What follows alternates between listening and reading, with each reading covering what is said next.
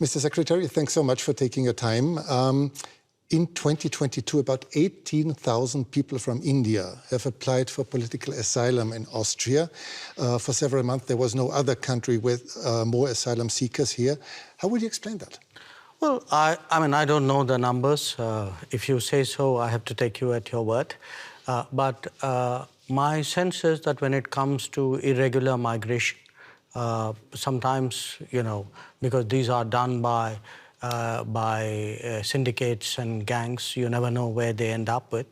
I think what's important is not what happened in the past.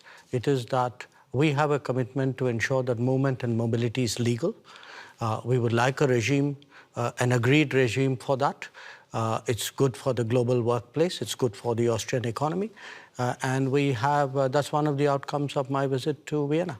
Another outcome is that you have assured Austria's foreign minister that India will take back all of its citizens who will not get asylum in Austria, which will probably be almost 100%. How fast will this happen?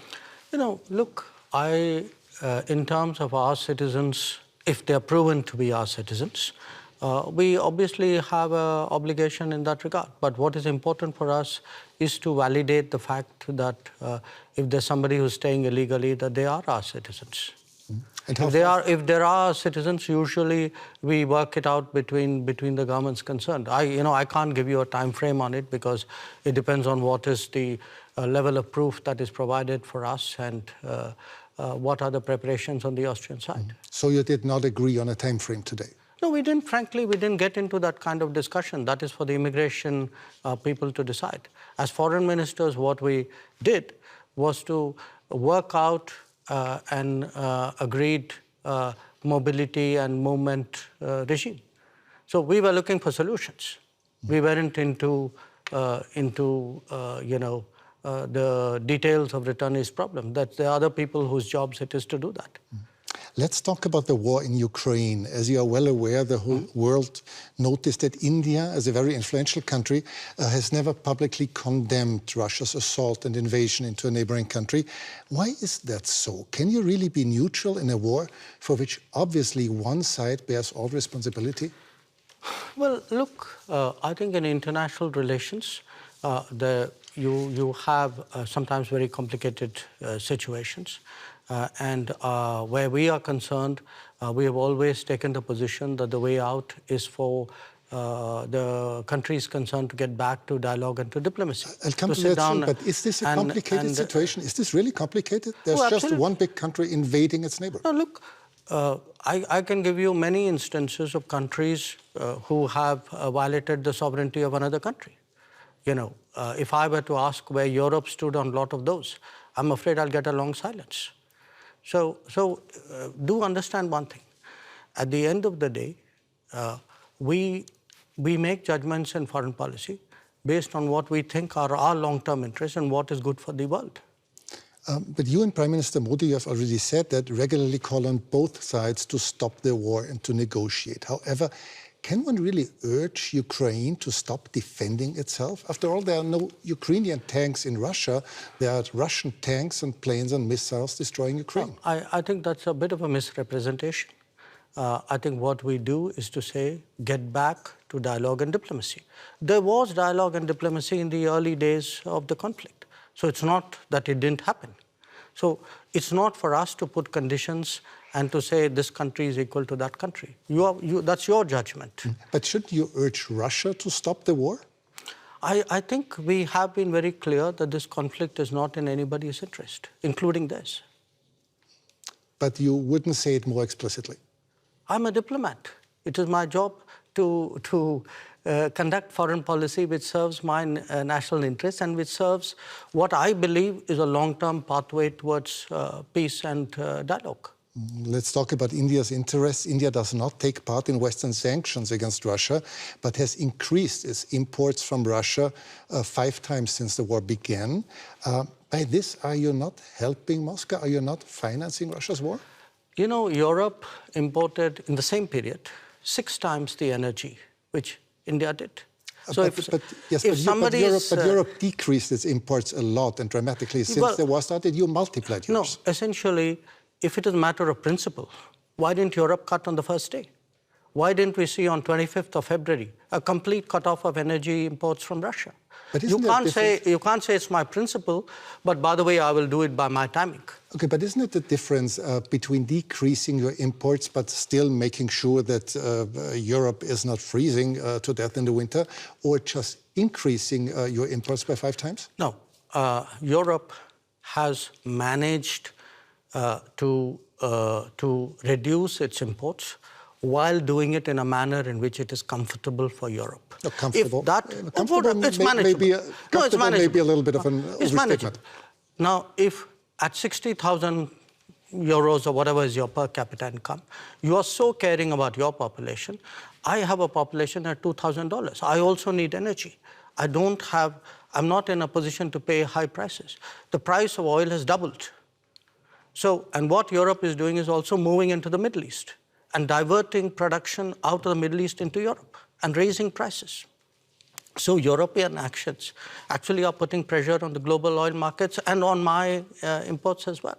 So I think it's something which, if European political leadership understandably would like to soften the impact on their population, I think it's a privilege they should extend to other political leaderships as well. Are you reluctant toward Moscow as well, because Russia is India's most important supplier of weapons and military equipment? And therefore? Are you reluctant to criticize Moscow? No, I think, look, we have a relationship with Moscow. We've had a long-term relationship with Moscow. I think it's important to look at that history of the relationship. It was a relationship built in a period when Western democracies used to arm a military dictatorship called Pakistan and deny India defensive weapons. So if we are talking about principles, let's talk a little bit of history out here. So how did the Indian exposure to Russia and previously to Soviet Union get built up? Because the Western democracies, for whatever reason, decided that their natural partner in our part of the world was a military dictatorship. Would you consider India an ally of Russia? No, I think India doesn't. We are an independent country. We do not define ourselves or perceive ourselves in alliance terms. That's very much a Western terminology. It's not something, it's not a term that we use. Before you said you're a diplomat, but several weeks ago you called Pakistan, your neighbor, the epicenter of terrorism. Well, I did it again today without using the word Pakistan. Yes, and this doesn't sound very diplomatic, does it? No, because you are a diplomat doesn't mean you're untruthful. I could use much harsher words than epicenter.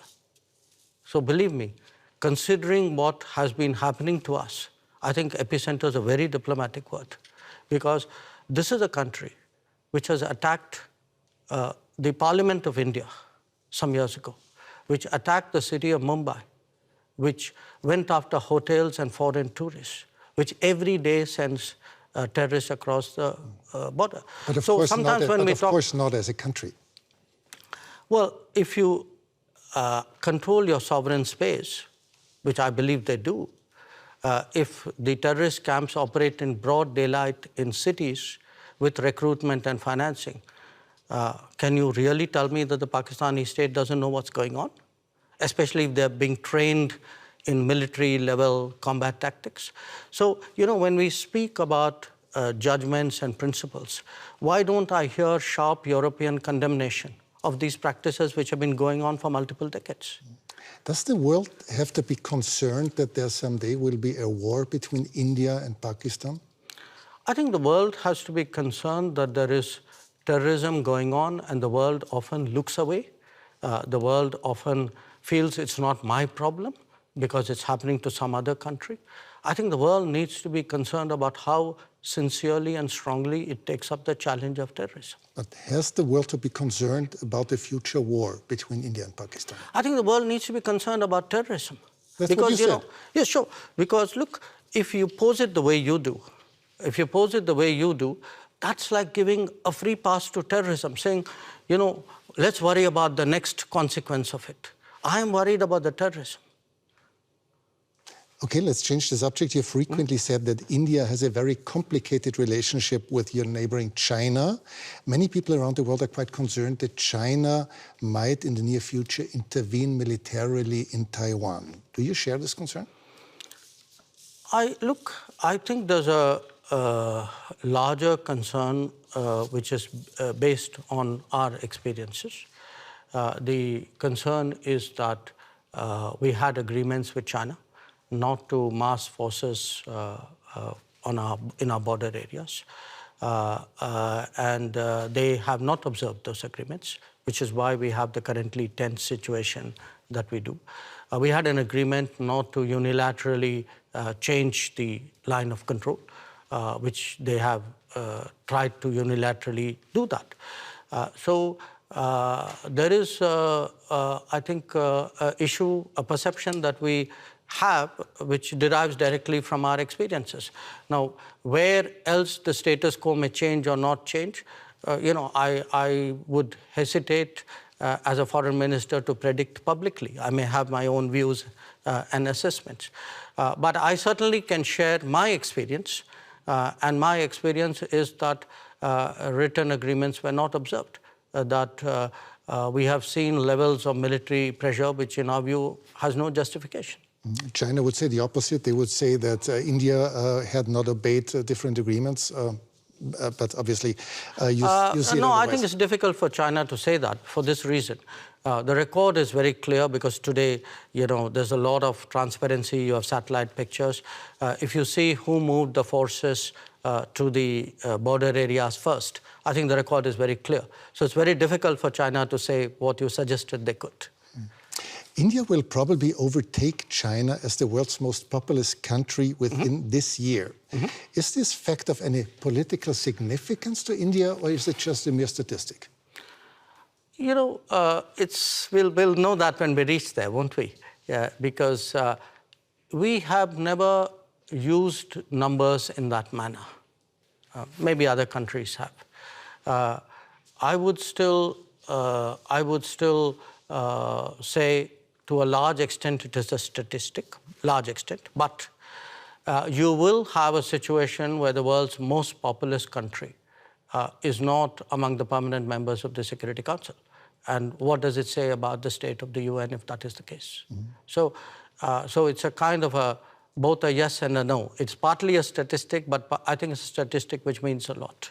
For several years, you have called for a permanent seat on the Security Council, as have Brazil, as has Japan or Germany. How long will it take, from your point of view, till this reform of the Council will actually become reality? Well, ideally, we'd like it yesterday. Of course. But the problem, I think, is that those who are today enjoying the benefits of permanent membership clearly are not in a hurry to see reform. I think it's a very short-sighted view, in my opinion, because at the end of the day, the credibility of the UN and, frankly, their own interest and effectiveness is at stake. So my sense is it will take some time, hopefully not too much time. I can see a growing body of opinion among UN members who believe that there must be change. It's not just us. You have entire Africa, entire Latin America left out. Developing countries vastly underrepresented. I think the state of the world, this was an organization invented in 1945. It's 2023. And when you would have to guess for a year when this will happen, what would it be? No, I wouldn't guess, because I know the complexities of this process. It's a tough one. I'd be honest with you. It's a tough one, but I don't think because it's a tough one we should give up. On the contrary, I think because it's a tough one, we should actually up the ante, increase the feeling in wide parts of the world that this reform is absolutely essential. Thanks so much for your time. Well, thank you. It's a great pleasure.